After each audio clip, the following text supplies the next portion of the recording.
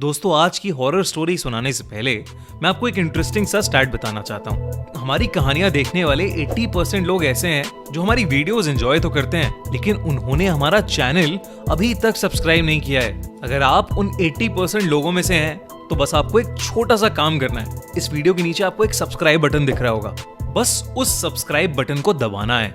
बस इतना सा काम करना है आपको, और लगे हाथों बेल आइकन भी प्रेस कर देना, ताकि हमारी लेटेस्ट वीडियो आते ही आपको सबसे पहले पता चले।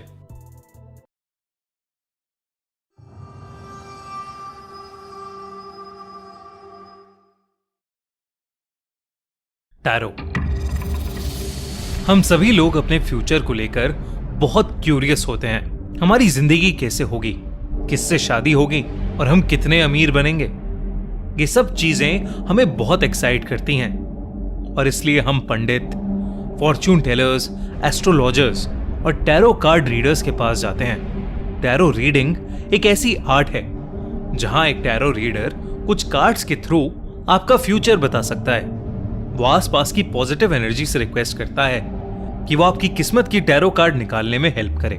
पर क्या होगा अगर टैरो रीडिंग में पॉजिटिव की जगह नेगेटिव एनर्जी आ जाए तो? 25 साल की मेहर को भी ये सब चीजें बहुत एक्साइट करती थीं। उसने अपनी मेडिकल की पढ़ाई छोड़कर टैरो रीडिंग करना सीखा था, और वो इसी में अपना करियर बनाना चाहती थी। अपनी मेडिकल की पढ़ाई छोड़ने की वजह से उसके पेरेंट्स उससे बहुत नाराज थे, और इसी के चलते मेहर अपना दिल्ली का घर छोड़कर जयपुर में अकेले रहने आ गई थी। मेहर के पास कई क्लाइंट्स आना शुरू हो गए थे। वो सब अपनी टैरो कार्ड रीडिंग्स करवाते थे, और मेहर एकदम साफ नियत से उनकी रीडिंग्स भी करती थी। एक दिन मेहर की छोटी बहन खुशी उससे मिलने जयपुर आई। इतने वक्त बाद खुशी से मिलकर मेहर बहुत खुश थी, मगर खुशी मेहर को एक बुरी खबर देने आई थी।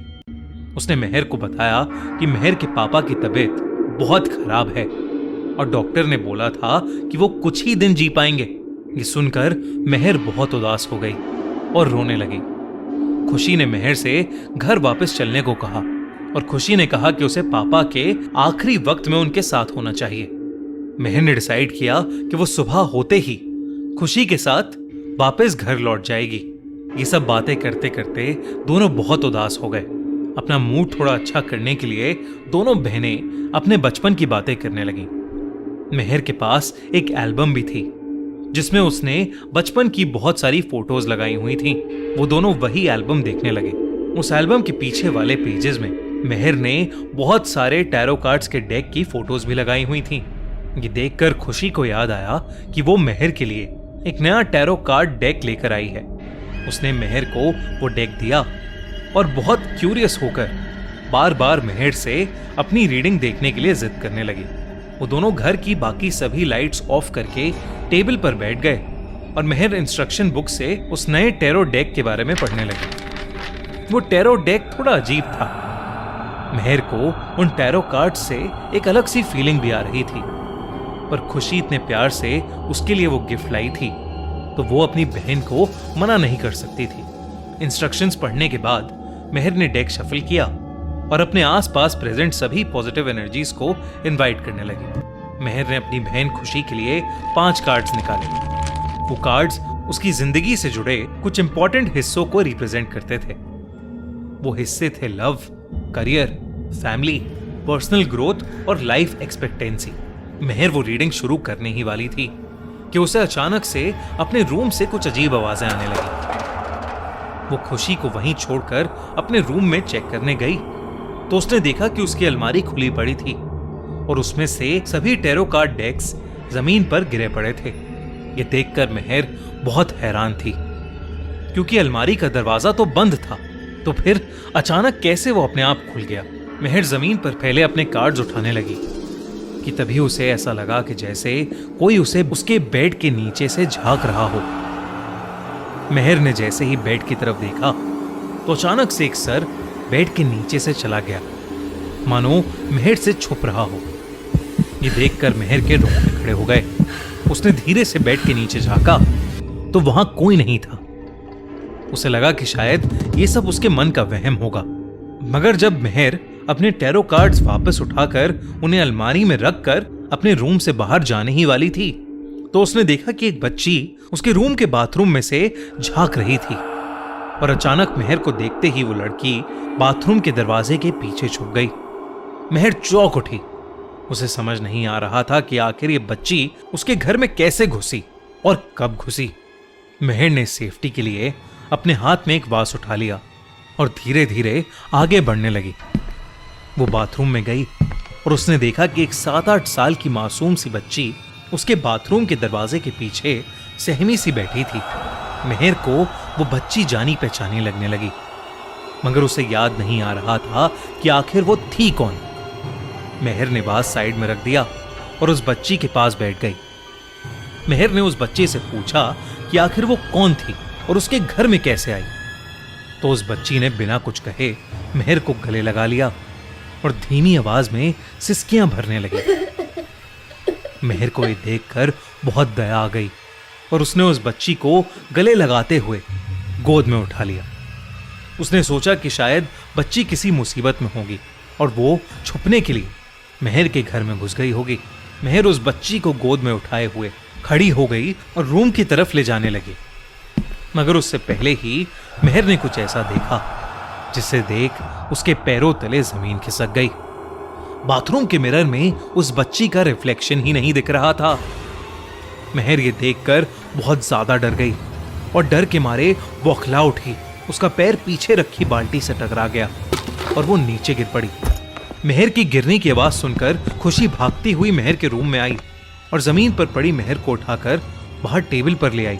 मेहर के साथ अभी जो हुआ उससे वो बहुत ज्यादा डर गई थी। वो छोटी लड़की आसपास कहीं नहीं दिख रही थी। मेहर खुशी को सब कुछ बताने लगी। खुशी ने मेहर को पानी दिया और मेहर से कहा कि शायद ये सब उसका वहम है। मेहर जब थोड़ा शांत फील करने लगी तब खुशी ने मेहर से कहा कि उसकी टैरो रीडिंग बीच में ही रह गई है और उन्हें उसे पूरा कर लेना चाहिए, मगर मेहर इस हालत में नहीं थी कि वो कुछ भी कर पाती। वो खुशी को अपने साथ हुए इंसिडेंट के बारे में वापस बताने लगी कि तभी मेहर का फोन बज उठा। फोन पर मेहर की मॉम का कॉल आ रहा था। मेहर ने फोन उठाया तो उसकी मॉम फोन पर बहुत ही ज्यादा रो रही थी। मेहर को लगा कि शायद उसके पापा की तबीयत बहुत ज्यादा बिगड़ गई होगी। मेहर ने उनसे पूछा कि उसके पापा कैसे हैं, तो उसकी मॉम ने कहा कि उसके पापा तो बिल्कुल ठीक हैं, मगर उसकी बहन खुशी का एक्सीडेंट हो गया है। उन्होंने आगे बताया कि दोपहर में खुशी उसी से मिलने जयपुर के लिए निकली थी जब उसकी गाड़ी एक ट्रक से टकराकर खाई में गिर गई। आसपास के लोगों ने बुलडोजर बुलवा के उसकी गाड़ी को खाई से बाहर निकलवाया, तब भी उसकी सांसें चल रही थीं। तो लोकल लोग खुशी को हॉस्पिटल ले गए और वो अभी बहुत क्रिटिकल कंडीशन में है। ये सब सुनकर मेहर को ऐसा लगने लगा कि जैसे वो अभी बेहोश हो जाएगी। उसका सर एकदम से बहुत भारी होने लगा, उसका पूरा शरीर ठंडा पड़ने लगा था और वो डर के मारे कांपने लगी थी। उसके सामने बैठी खुशी उसे देखकर मुस्कुराने लगी। तभी अचानक खुशी का चेहरा बदलने लगा। वो उसी छोटी बच्ची में बदल गई जिसे अभी कुछ देर पहले मेहर ने देखा था। धीरे धीरे वो हंसती हुई छोटी लड़की मेहर के पास आने लगी। उसका चेहरा डरावना होता जा रहा था। ऐसा लग रहा था कि वो मेहर को चोट पहुंचाना चाहती है। अचानक ही उसने मेहर पर अटैक कर दिया और मेहर नीचे गिर पड़ी। वो छोटी सी लड़की मेहर के ऊपर चढ़कर उसका गला घोटने लगी। मेहर ने किसी तरह पास में पड़ा वास लिया और अपनी पूरी ताकत से उस छोटी लड़की के सर पर दे मारा। वो लड़की कहीं हवा में गायब हो गई और मेहर बेहोश हो गई। जब मेहर को होश आया तो उसने देखा कि उसके आसपास कोई नहीं है, ना वो छोटी लड़की और ना ही खुशी। बस वो टैरो कार्ड्स पड़े हैं जो उसने खुशी की टैरो रीडिंग के लिए निकाले थे। उसने कांपते हुए एक एक करके उन कार्ड्स को सीधा किया तो देखा कि वो सभी कार्ड्स ब्लैंक थे। बस आखिरी 5th कार्ड ही प्रिंटेड था।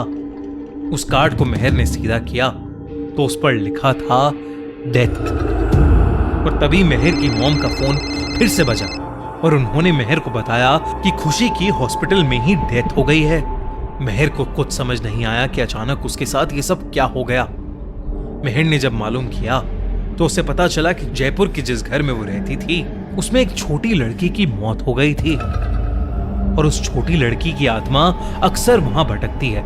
इस इंसिडेंट के बाद मेहर कई दिनों तक शॉक में थी। उसने टैरो रीडिंग करना बिल्कुल बंद कर दिया था और वो वापस अपने मम्मी पापा के पास ही दिल्ली शिफ्ट हो गई। आज भी वो रात में ठीक से सो नहीं पाती। उसे अक्सर अपनी बहन खुशी और उस छोटी सी लड़की के अपने पास होने का एहसास होता रहता है।